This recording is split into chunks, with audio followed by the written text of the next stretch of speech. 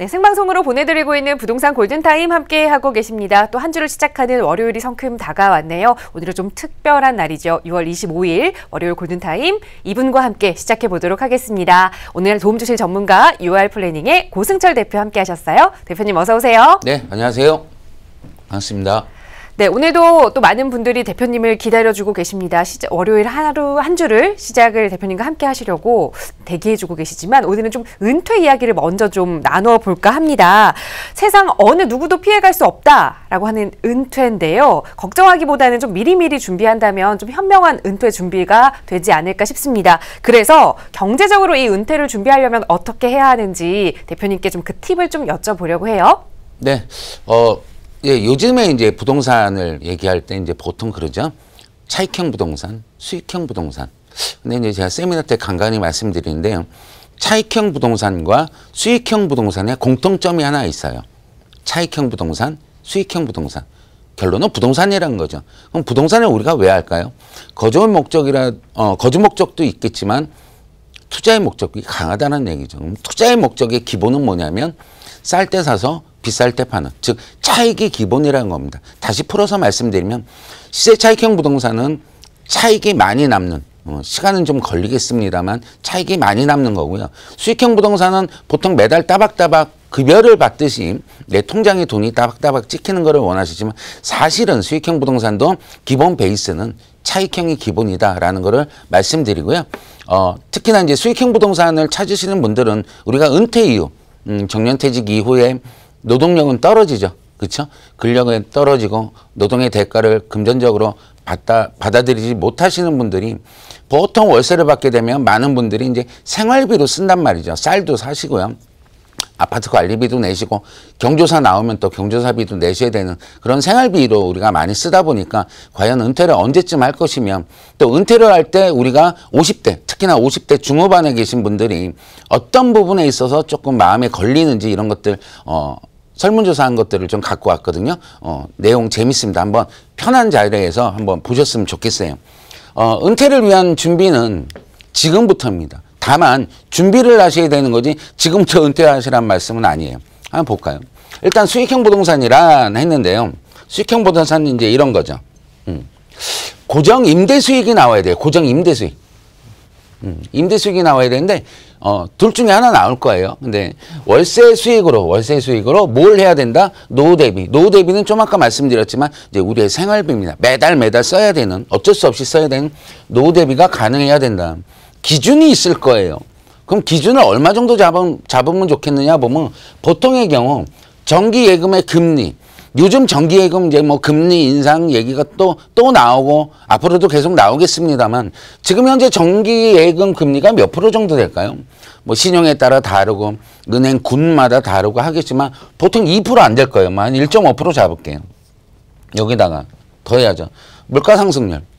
대한민국의 올해 경제 성장률을 몇 프로로 봅니까? 보통 3% 정도 보죠. G20의 대한민국을 제외하고 나머지 국가는 3.9%입니다. 평균이. 근데 대한민국은 어쨌거나 3%. 그럼 3%하고 1.5%를 더하면 3.0%니까 이걸 더하면 4.5%입니다. 4.5% 이상 돼야 되는 기준점을 잡고 움직이시는 게 좋아요. 뭐가? 수익률이. 수익률은 4.5%를 잡는데 제가 이제 둘 중에 하나를 말씀드렸는데 수익형 부동산은 수익률. 당연히 수익률을 봐야 되는데 수익률을 봐야 되는데 이거 말고 또 하나 봐야 되는 게 뭐냐면 절대 금액이에요. 절대 금액이더라. 즉 한 달에 내가 연금이 나오고 퇴직 연봉이 나오고 뭐 다 나오시는 거 좋고 내가 뭐 보험이라든가 다른 상품에서 매달 따박따박 받는 금액이 있다 손 치더라도 그거를 이제 국민연금이나 다 합해봐야 사실은 생활비가 안 된단 말이죠. 제가 이따 보여드리겠지만 그래서 제가 볼 때는 한 달에 150, 한 달에 200 또는 뭐 가게에 따라서 한 달에 500 필요하신 분들도 분명히 계실 겁니다. 그래서 수익률도 좋지만 일단은 절대 금액을 쫓아가는 방법도 하나 있더라. 부동산은 말이죠. 수익형 부동산을 오늘 말씀드리는데 부동산을 카테고리로 조금 나눠본 거죠. 주거용, 상업 업무용, 숙박형. 과연 이것들이 다 수익형 부동산이 맞느냐? 맞습니다. 하나씩 보죠. 다가구, 다세대, 빌라, 연립, 오피스텔, 도시형 생활주택, 아파트. 그렇죠? 아파트도 이제 반전세라든가 월세로 놓는 경우가 상당히 많아졌기 때문에 이런 것들은 다 주거용으로 들어갑니다. 상업 업무용은 뭐가 있을까요? 토지, 상가, 지식센터, 오피스, 회사점, 물류센터까지. 뭐 이런 것들은 카테고리 나누게 되니까 상업 업무용으로 들어갑니다. 특히나 토지 같은 경우가 어떻게 월수익이 나올 수가 있겠니? 라고 여쭤보시는 분들 계시는데 사실은 월세의 이제 족보로 따지면 이게 제일 위에 계시는 1세대죠. 토지가 없는 부동산은 없는 거죠. 또 그런 게 간혹가다 있다 손 치더라도 안 하시는 게 맞는 거고요. 토지 같은 경우에 뭡니까? 창고 임대업을 통해 가지고 매달 따박따박 월세를 받을 수가 있고 특히나 요즘에는 물류센터로 이제 토지를 많이 개발하는 부분들이 계세요. 그래서 물류센터로 해서 월수익이 꽤 괜찮게 나옵니다. 숙박형이 요즘에 이제 많이 이제 나왔다 없어졌다 자꾸 그러죠. 이제 유행 상품인데요. 호텔. 특히나 이제 요즘에 많이 나왔다가 조용한 게 뭐냐면 이제 제주도라든가 영종도라든가 이런 숙박형 그런 호텔들, 그죠? 분양형 호텔 이렇게 불리는데 이런 것들.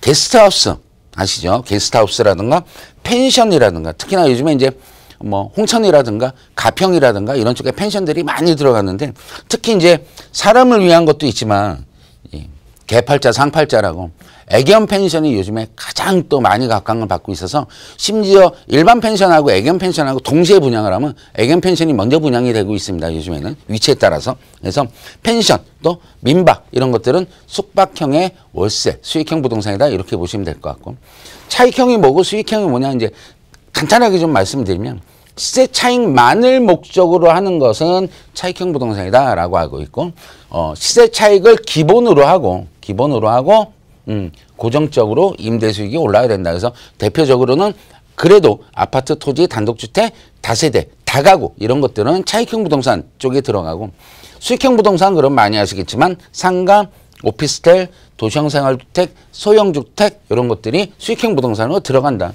차익형은요. 투자하시는 분들이 장점이 뭐냐면 여차직하면 내가 들어가서 거주도 가능해요. 그렇죠? 특히나 요즘에 이제 재건축하는 것들 말도 많고 탈도 많지만 어쨌거나 중층 아파트가 이제는 대세가 되다 보니까 중층 아파트 25평대 충분히 꼭 참고 거주도 할 만하죠. 그리고 전세 시 2년에 한 번이고 전세 가지고 속삭이는 경우는 사실은 많지는 않습니다. 월세에 비하면. 그래서 임대 관리하기가 나름대로 좀 쉽다. 내가 잘 해보진 않았어도 우리가 이제 갭 투자 그러는데 전세 2년 끼고 들어가긴 좋다. 근데 수익형 부동산은 딴 장점은 하나도 없어요. 그냥 노후 대비가 가능하다. 월세 같은 경우에도 뭐 24개월 계약하시는 분도 계시고 12개월 계약하시는 분도 계시고 보증금 없이 깔세라고 그러죠. 월세만 이렇게 받는 그런 경우도 많고 렌탈도 많고요. 근데 단점이 뭐냐면 시세 하락 시에는 손실이 발생됩니다. 그리고 차익이 날 수가 없어요. 그 기간이 생각보다 오래 갈 수도 있습니다. 지난 부동산 역사 30년을 되돌아봐도 YS 시기라든가 이런 시기에는 부동산 가격이 오래 떨어졌죠. 특히나 노태우 임기 말 정도부터 시작해서 YS로 넘어갈 땐 전체적인 부동산 경기가 상승한 적은 없습니다. 그 시간은 막 6, 7년 이상 걸렸는데 이렇게 플러스가 되진 않는다. 또 대출을 만약에 활용했었죠. 옛날에는 최근에는 대출이 있으면 아예 전세도 없었지만 대출을 활용하고 끌고 가셨던 분들한테는 우리가 이제 조금 잊어먹었죠. 그동안 깡통주택 또는 하우스푸어 이런 용어들이 신조어들이 생길 정도로 굉장히 좀 힘들어집니다. 근데 수익형 부동산은 뭐예요? 매가가 오르기가 쉽지는 않습니다. 다만 월세로 이 고정적으로 임대 수익은 받을진 모르겠습니다만 매가가 오르기가 쉽지가 않다라는 얘기예요. 그리고 임대 수익 관리를 해야 되는데 관리하기가 쉽지가 않아요. 이를테면 그렇게 안 받는데 세입자가 괜찮을 것 같은데 제 날짜에 월세가 안 들어오는 거예요. 왜 안 들어왔냐 전화를 해야 되죠. 그렇죠? 그래서 쫓아가 봐야 되는 거죠. 그리고 이제 공실에 이제 염려가 있어요. 공실의 반대말은 이제 회전.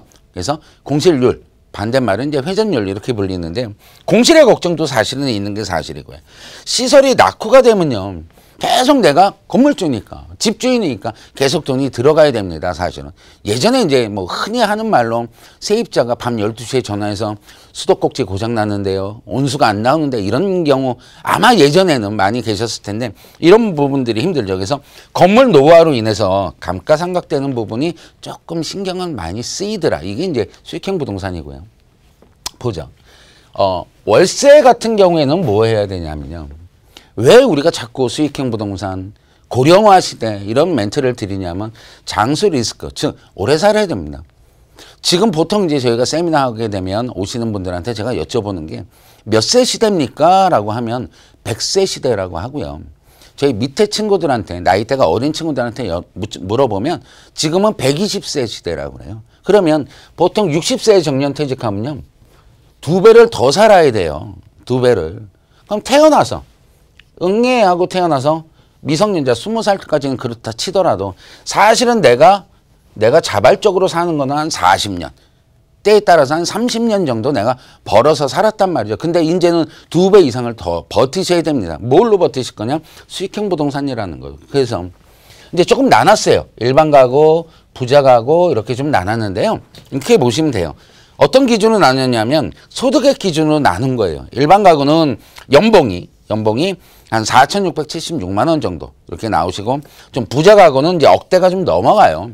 조금 차이가 있겠습니다만 그래도 부자를 쫓아가는 행동을 하는 거는 나쁘지 않을 것 같아서 제가 갖고 왔고요. 남자 같은 경우에 평균 66.2세, 부자 가구는 67.6세.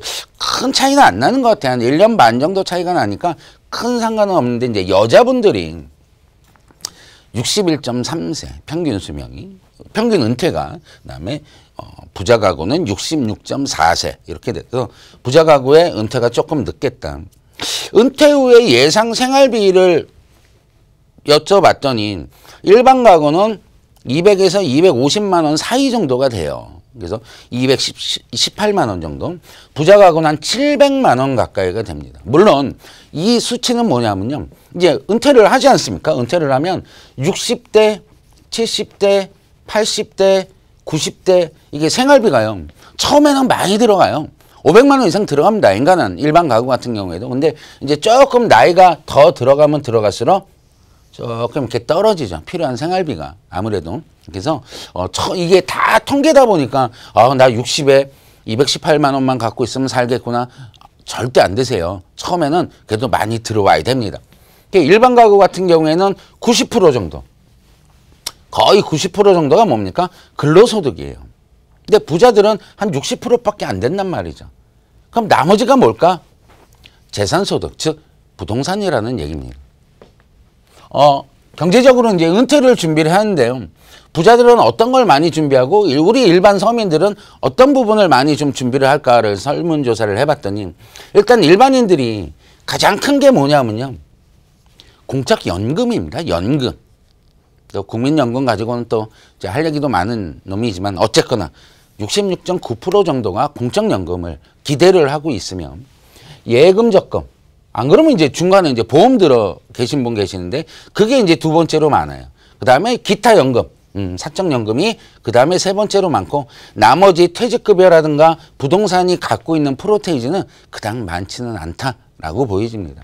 부자를 볼까요? 제일 많은 게 제일 위에 있는 거죠. 아무래도 부동산이 제일 많고요. 당연히 예적금 많이 드러났고 보험 많이 드러났습니다. 사적연금 많이 드러났고 직간접 투자도 상당히 많습니다. 특히나 뭐가 갖고 있어야지 우리가 투자를 하는데, 먹고 살기 바빴던 일반 가구 같은 경우에는 직접이나 간접적으로 투자할 수 있는 시드머니가 그닥 넉넉하지 않다라고 표현을 할 수밖에 없고, 퇴직급여에 대해서는 오히려 부자들은 그냥 별로 노멀하게 생각한다라고 보시면 되고요. 마지막으로 보여드릴 건데, 과연 부자들하고 일반 우리 가구들하고는 은퇴를 하게 되면 과연 어떤 부분들이 가장 걱정되는지 설문조사한 거란 말이죠. 여기 볼까요? 부자가 제일 걱정하는 건 뭐냐면 자녀들 결혼입니다. 그리고 자녀들의 사업자금을 지원을 해줘야 돼요. 아무래도 목돈이 들어가는 거는 부자들은 가장 걱정하는 것 같아요. 그 다음이 정년퇴직이 빨라지는 것. 이런 것도 조금 겁이 나시는 것 같고요. 특히나 이제 재밌는 게 내가 은행에 돈을 많이 넣어놔서 그랬는지 몰라도 이자 소득이 감소하죠. 이제 저금리 시대. 이제 조금 상상 올라가겠지만 그럼에도 불구하고 이자 소득 감소하는 거를 조금 무서워한다라는 거예요. 일반 가구를 좀 볼까요? 제일 높은 게 이거죠. 물가 상승 및 생활비 부족이 우리 현실이란 말입니다. 우리네 현실은 10,000원짜리 한 장 가지고 어디 가서 뭐 살 것도 없죠. 이제는 뭐 10만 원짜리 가져가도 살 게 별로 없는데 물가 상승 및 생활비 부족을 가장 힘들어한다라는 얘기죠. 그 다음에 힘들어하는 게 뭡니까? 과도한 자녀 양육, 그 다음에 애들 교육비 이런 것들. 본인이 투자를 하거나 사업에 실패하는 부분은 별로 생각하지 않는다라는 거예요. 투자를 할 수 있는 입장이 아니다 보니까. 노후 준비 인식이라든가 정보 부족은 엇비슷합니다. 그 다음에 이제 차이가 나는 게 또 아까 말씀드렸던 이 국민연금 같은 경우가 보장 기능이 자꾸 약화가 되죠, 사실은. 그래서 그런 것들에 대해서 일반인들은 조금 힘들어 한다라는 말씀을 드리고 싶은 겁니다. 은퇴를 하게 되면 근력은 떨어집니다. 노동의 대가를 얻을 수는 없습니다. 물론 실버 산업을 많이 이제 육성하겠다라는 어떤 대통령이라든가 서울시장 당선인의 공약은 분명히 있었습니다만 현실적으로 보면 청년 실업률도 지속이 늘어나고 있는 그런 현실에서 특히나 우리 어른들이 제가 이제 편하게 말씀드리면 그런 거죠. 나이 먹고 애들 건사시키면 손주 봐야 됩니다. 손주 다 보고 나시면 근력 다 떨어지세요. 그때 그러면 자식들한테 손 내미실 분들이 과연 지금 시청하고 계신 분들 과연 몇 프로나 될까요? 자존심 때문에 손을 내밀지 못하시는 분들도 계시고 내밀어 봐야 소용이 없으니까 안 내미시는 분도 계시고 여러 가지가 있으실 거예요. 어쨌거나 내가 지금 벌어놓고 가야 됩니다. 즉 은퇴 준비를 하려면 이런 거예요. 제가 말씀드린 게 방앗간입니다. 방앗간에 보시면 우리 그렇죠? 쌀을 많이 집어넣으면 밑에서 이제 가루가 많이 나오죠. 즉 월세가 따박따박 나오려면 쌀을 많이 넣어야 돼요. 즉 목돈을 가지고 목돈을 모으셔야 돼요. 목돈을 모아서 이거를 월세라는 걸로 알알이 수확을 하셔야 되는 겁니다. 그러려면 뭐가 있어야 된다? 목돈을 많이 모아야 된다. 따라서 아직까지 은퇴를 마음속으로 준비하고 계신 분들 제가 볼 때는 생각보다 너무 일찍 준비하시는 분들이 계세요. 지난 세미나 때도 40대, 50대가 벌써 은퇴 준비를 하고 계신 분들도 계시는 게 현실이란 말이죠. 나쁜 얘기는 아닙니다만 차라리 근력이 있을 때는 목돈으로 가는 게 맞더라. 아무리 방송에서 다른 언론 매체를 통해서 수익형 부동산이 대세다. 내가 대세가 아니면 대세가 아닌 거죠. 그렇죠? 내 입맛에 안 맞으면 안 맞는 거란 말이죠. 따라서 수익형 부동산은 꼭 필요하신 분들만 하셨으면 좋겠고요. 일단은 차익형을 노리는 게 좋겠다. 오늘 강의 여기서 마치겠습니다.